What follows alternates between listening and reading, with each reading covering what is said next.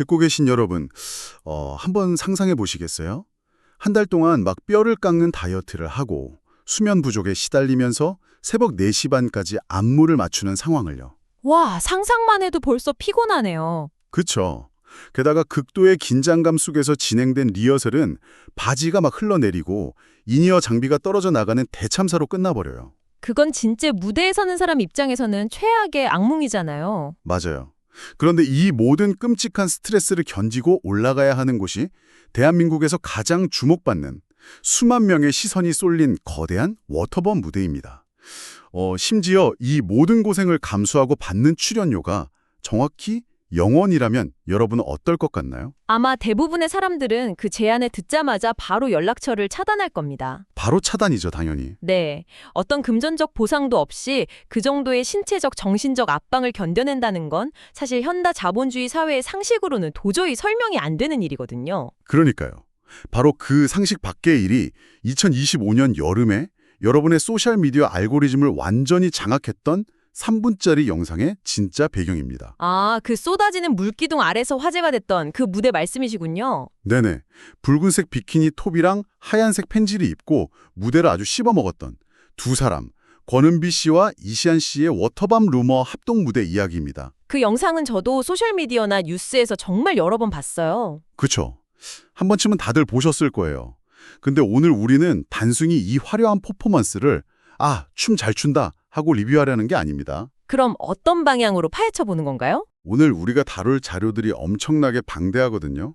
각종 뉴스 기사부터 예능 프로그램, 전참시나 라디오스타 같은 방송들, 그리고 유튜브 비하인드 영상들, 최종 시안이나 근본 채널, 거기다 꼼꼼하게 정리된 나무위키 정보까지 전부 펼쳐놓고 볼 겁니다. 자료 조사를 아주 철저하게 하셨네요. 그럼요. 이번 탐구의 진짜 미션은 그 단 3분의 찰나를 완성하기 위해서 두 사람이 무려 7년 동안 쌓아온 서사, 그리고 그 이면에 도사리고 있는 연예계의 아주 현실적이고 차가운 뒷모습을 해부해보는 겁니다. 벌써부터 흥미진진한데요? 자, 그럼 본격적으로 하나씩 풀어볼까요? 이 무대를 제대로 이해하려면 시계를 좀 많이 뒤로 돌려야 하잖아요. 맞습니다. 우리가 첫 번째로 주목해야 할 지점은 바로 그 시간의 간극입니다. 시간을 2018년으로 되돌려야만 하죠.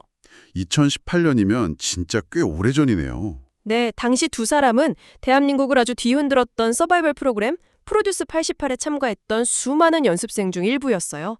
거기서 루머라는 곡으로 같은 팀을 했었죠. 그 유명한 루머 무대가 거기서 시작된 거였군요. 그렇습니다. 하지만 서바이벌이라는 포맷 자체가 본질적으로 좀 잔혹하잖아요. 누군가의 꿈을 짓밟아야만 내 꿈이 이루어지는 제로섬 게임이니까요. 매주 순위가 매겨지고 대중의 투표로 자신의 가치가 실시간으로 증명되는 그야말로 피말리는 시스템이죠. 18살, 20살, 그 어린 연습생들에게는 사실 그 세계가 우주의 전부였을 텐데 결과는 너무나도 극명하게 갈렸습니다. 맞아요. 권은비 씨는 최종 순위 최상위권에 안착하면서 아이즈원이라는 날개를 달고 아주 화려하게 비상했죠. 반면에 이시안 씨는 그 무대에서 탈락의 고배를 마시고 스포트라이트 밖으로 밀려났습니다. 그 이후로 소속사를 나와서 모델이나 인플루언서의 길을 걸었고요. 완전히 평행우주처럼 엇갈린 행보를 걷게 된 거네요. 바로 그겁니다. 그런데 여기서 정말 흥미로운 점은 2025년 시점의 권은비 씨 위치입니다. 이미 워터밤 여신이라는 타이틀로 업계 최고의 주가를 달리고 있었잖아요. 3년 연속으로요. 네, 그녀의 무대 하나하나가 초미의 관심사였죠. 그 거대한 무대를 채우기 위해서 대한민국 최고의 댄서들이나 아주 유명한 아티스트들을 얼마든지 섭외할 수 있었을 텐데 왜 하필 무대 경험이 7년이나 단절되어 있던 이시안 씨를 불렀을까요? 이건 마치 평행우주로 갈라졌던 두 주인공이 7년 만에 다시 만나서 스핀오프 영화를 찍는 것 같아요. 근데 저도 그게 가장 의문이었어요. 수많은 댄서들을 두고 왜 하필 이시안 씨였을까? 권은비 씨 입장에서는 엄청난 리스크를 안고 가는 결정이었죠. 맞아요. 프로페셔널한 댄서가 아닌데 공백기도 긴 친구를 그 큰 무대에 올렸다가 혹시 동선이라도 꼬이면 어떡해요? 본인의 완벽한 커리어에 흠집이 날 수도 있는 거잖아요. 그런데 전참시 인터뷰에서 권은비 씨가 그 이유를 아주 덤덤하게 말하더라고요. 혹시 보셨나요? 네, 저도 봤어요. 시안이의 원래 꿈은 가수였으니까요 라고 했죠. 와, 저는 그 한마디 듣고 진짜 뭔가 망치로 머리를 맞은 것 같았어요. 저도 깊은 여운을 느꼈습니다. 대중매체가 소비하고 버려두었던 그 과거의 동료를 승자가 된 사람이 다시 무대 위로 끌어올린 거거든요. 그냥 흔한 팬 서비스 차원이 아니라는 거네요. 네, 서바이벌 프로그램이 주입한 경쟁과 도태라는 문법을 정면으로 거스른 겁니다. 패자를 지우는 게 아니라 손을 잡는 연대를 선택한 거죠. 아, 듣고 보니 그렇네요. 대중들이 이 무대에 열광했던 이유가 단순히 두 사람이 예쁘고 춤을 잘 춰서만은 아니었군요. 네, 치열한 경쟁 프로그램에서 시작된 관계가 어떻게 서로에 대한 연대와 지지로 발전하는지 그 거시적인 의미가 대중들에게 설명할 수 없는 뭉클함을 준 겁니다. 뭉클한 서사라는 점은 저도 100번 동의합니다. 근데 유튜브 최종 시한 채널에 올라온 한 달간의 준비 과정 브이로그를 보니까요.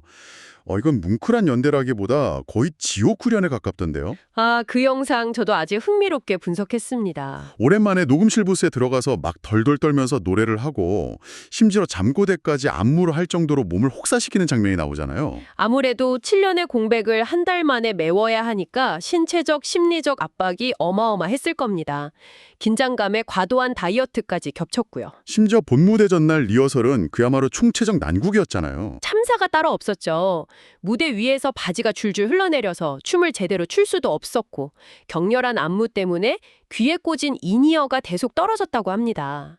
대형 무대에서 인이어가 빠진다는 건 댄서나 가수들에겐 진짜 치명적이잖아요. 맞습니다. 반주를 놓치고 박자가 엇나가면 그대로 대형 사고로 이어지니까요. 결국 댄서들과의 동선은 엉망이 됐고 새벽 4시 반까지 심리적 압박감에 시달리느라 잠을 못 잤다고 하더라고요. 거기다가 유튜브 방송에서 폭로된 의상 배신 사건까지 더해지면 이거 진짜 대환장 파티 아닙니까? 아, 그 의상 배신 에피소드 정말 재밌었죠. 연습실에서는 권은비 씨가 아주 얌전한 흰색 나시를 입고 연습하길래 이시안 씨로 거기에 맞춰서 준비를 한 거잖아요. 근데 정작 본 무대에서는 권은비 씨가 가슴 라인이 확 파인 파격적인 의상을 입고 나타났다는 거. 이시안 씨 입장에서는 크게 당황했을 법도 하죠. 언니 의상 노출도를 미리 봐야 내가 어느 정도로 밸런스를 맞출지 결정하는데 라면서 막 억울해하는 대목은 진짜 웃겼어요. 근데 그만큼 두 사람이 날 것 그대로 부딪히면서 무대를 만들었다는 방증이기도 하죠. 그리고 우리가 앞서 오프닝에서 던졌던 아주 중요한 질문이 하나 남아있죠. 와, 출연료 영원이요? 아니요, 잠깐만요. 잠도 못 자고 리허설은 망치고 심지어 워터밤 출연료가 영원이라고요? 네, 신동 씨의 유튜브 채널 근본 채널에서 그 사실이 처음 밝혀졌습니다. 저라면 절대 안 할 것 같은데요. 이쯤 되면 우정이 아니라 진짜 극한 직업 아닙니까? 신동 씨조차도 농담 반 진담 반으로 중간에 누가 출연료를 꿀꺽한 거 아니냐고 의심할 정도였으니까요. 금전적 거래가 전혀 개입되지 않았다는 뜻이죠. 그러니까요. 수천 명 앞에서 망신당할 리스크를 무릅쓰고 한 달에 뼈 빠지게 갈아 넣었는데 무급이다. 저는 여기서 이시안 씨의 동기가 단지 언니를 돕기 위한 의리 때문만은 아니었다고 봐요.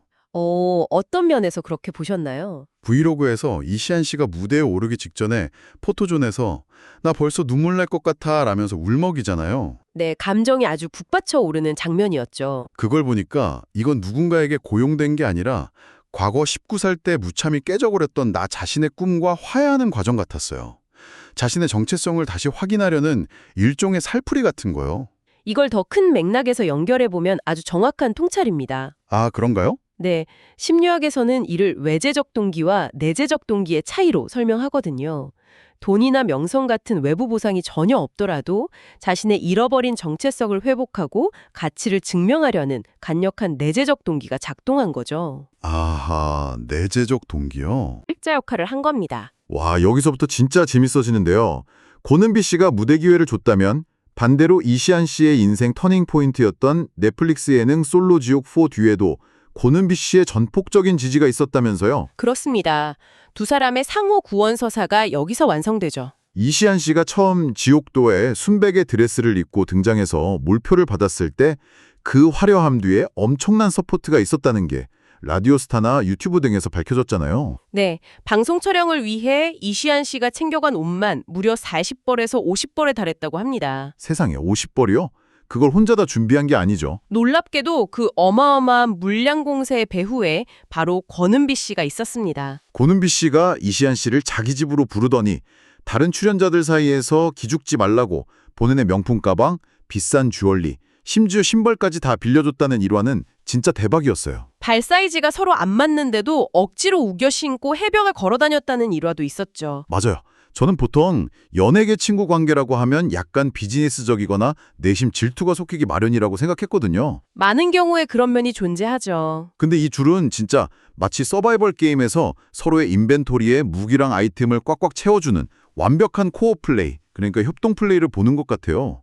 여러분도 이런 든든한 친구 한 명쯤 두고 싶지 않으신가요? 저런 친구가 있다면 인생에서 두려울 게 없을 것 같습니다. 그런데 이 전폭적인 지지가 도대체 어떻게 가능한 건지 그 기원을 살펴보면 또 재밌습니다. 아, 연습생 시절이라고 말씀하시는 거죠? 네, 이시안 씨 스스로 밝혔듯 연습실에서 뺀질로에 보였으면 유일하게 자기를 무섭게 혼내준 사람이 바로 은비 언니였다고 하죠. 그냥 좋은 게 좋은 거다 하고 넘어가는 가짜 친구가 아니었던 거네요. 대준의 인기를 얻은 뒤에 철저하게 이해관계로 만난 사이가 아니라는 뜻입니다. 아무것도 없던 시절 바닥에서 땀 흘리며 서로의 진짜 모습을 다 지켜본 관계니까요. 아, 성장을 위해서 쓴소리를 아끼지 않았던 그 끈끈한 신뢰가 7년 뒤에 솔로지옥이라는 거대한 파도를 막아주는 튼튼한 방파제가 된 거군요. 아주 적절한 비유입니다. 자, 여기까지는 정말 완벽한 청춘 드라마잖아요. 근데 갑자기 차가운 현실 다큐멘터리로 장르가 확 바뀝니다. 드디어 스포트라이트 뒤에 그림자를 이야기할 차례군요. 네, 방금 전까지 이 눈물겨운 우정 이야기를 나눴는데 대중은 워터범의 핫한 모습이나 솔로지옥의 화려한 모습만 보지만 백스테이지에서는 아주 복잡한 법적 분쟁이 돌아가고 있었다는 거잖아요. 도대체 소속사는 뭘 하고 있었던 걸까요? 2025년 1월에 터진 법적 분쟁건을 짚어봐야 합니다. 이시안 씨가 당시 소속사인 리더스 엔터테인먼트로 전속계약 위반으로 피소를 당했죠. 어쩌다 고소까지 가게 된 건가요? 여기에서 양측의 주장이 아주 팽팽하게 엇갈립니다. 저희는 철저히 객관적인 사실만 전달해 드릴 텐데요. 소속사 측은 2024년 4월에 2026년 4월까지 계약을 연장하는 합의서를 썼다고 주장하고 있습니다. 반면에 이시안 씨 측은 완전히 다른 이야기를 하고 있죠. 네, 이시안 씨 측은 2024년 8월에 기존 계약 기한대로 전속계약 종료 의사를 명확히 밝혔다고 반박했습니다. 4월과 8월, 그냥 달력이 좀 다르구나 하고 넘길 수도 있는데 솔로지옥4 촬영이랑 방영 시점을 생각해보면 이게 단순한 날짜 싸움이 아니잖아요. 이 부분은 우리에게 아주 중요한 질문을 던집니다. 엔터테인먼트 산업에서 계약 분쟁은 주로 아티스트의 가치가 급상승하는 변곡점에서 발생하거든요. 그러니까 소속사 입장에서는 솔로지옥4 출연이 논의되던 4월쯤에 아티스트의 가치가 오르기 전에 미리 계약을 연장해서 레버리지를 챙기려 했을 거고요. 반대로 아티스트 측면에서는 촬영을 다 마치고 자신의 가치가 폭발할 것을 예감한 8월 시점에 과거의 불리한 조건으로 계속 묶여있을 이유가 없다고 판단했을 수 있습니다. 누가 맞고 틀리고를 떠나서 인간의 재능과 화제성을 담보로 수억 원의 자본이 격돌하는 진짜 지독한 엔터테인먼트 업계의 현실이네요. 그 과정에서 대형 에이전시인 서브라임과의 전속계약 루머가 터지면서 상황이 더 복잡해졌죠. 서브라임 측에서는 광고 대행 업무만 했을 뿐이고 매니지먼트 계약은 한 적 없다고 선을 그으면서 일단락되긴 했잖아요. 맞습니다. 해프닝으로 끝났지만 미디어에 비치는 화려한 성과 이면에서 아티스트와 기획사 간의 권리 문제가 얼마나 복잡하게 얽혀 있는지를 단적으로 보여주는 사건이었습니다. 자, 그럼 이 모든 게 대체 무슨 의미일까요? 오늘 나눈 이야기를 좀 정리해보면 처음에 이야기했던 단 3분짜리 화제의 무대 영상 하나에 진짜 많은 게 담겨 있었네요. 네, 그 찰나의 순간 안에 7년이라는 세월의 끈끈한 우정, 무보수도 불사하는 내재적 열정, 그리고 서로의 인생을 끌어주는 상호작용이 모두 응축되어 있죠. 동시에 치열한 엔터테인먼트 업계의 현실적인 소송 문제, 그 차가운 자본주의의 민낯까지 전부 녹아 있었어요. 듣고 계신 여러분도 앞으로 소셜미디어에서 쇼폼이나 뉴스를 보실 때 화면 속 그 찰나의 장면 뒤에 숨겨진 수많은 땀방울과 복잡한 서사를 한 번쯤 떠올려 보셨으면 좋겠네요. 저도 마지막으로 듣고 계신 여러분께 도발적인 화두를 하나 던지고 싶습니다. 오, 어떤 건가요? 우리는 보통 경쟁의 모든 것을 지배한다고 믿어지는 현대사회에서 남을 딛고 올라서야만 살아남는다고 생각하잖아요. 특히 연예계 같은 초경쟁 사회는 더하죠. 네, 승자 독식 사회니까요. 하지만 권은비 씨와 이시안 씨의 서사가 보여준 건 다릅니다. 이 잔혹한 생존 게임에서 살아남는 가장 강력한 전략은 역설적이게도 조건 없는 연대와 협력이 아닐까요? 경쟁자를 짓밟는 게 아니라 동맹을 맺는 거군요. 그렇습니다. 지금 여러분이 치열하게 경쟁하고 있는 그 일상 속에서도 어쩌면 나를 딛고 올라설 경쟁자만 의식할 게 아니라 7년 뒤 나를 다시 무대로 이끌어줄 동맹을 찾는 것이 진짜 승리의 비결일지도 모릅니다. 와, 오늘 여러분의 곁에는 조건 없이 나를 지지해줄 그런 권은비나 이시안 같은 사람이 있습니까? 정말 깊은 여운을 남기는 질문이네요. 나만의 권은비, 나만의 이시안이 있는지 한번 생각해 봐야겠습니다. 단 3분짜리 무대를 펼쳐봤는데 이렇게까지 우리의 삶과 다 있을 줄은 몰랐어요. 오늘 여러분과 함께 이 숨겨진 서사를 깊숙이 들여다볼 수 있어서 정말 즐거웠습니다. 다음 시간에도 흥미로운 탐구로 돌아오겠습니다. 함께해 주셔서 감사합니다.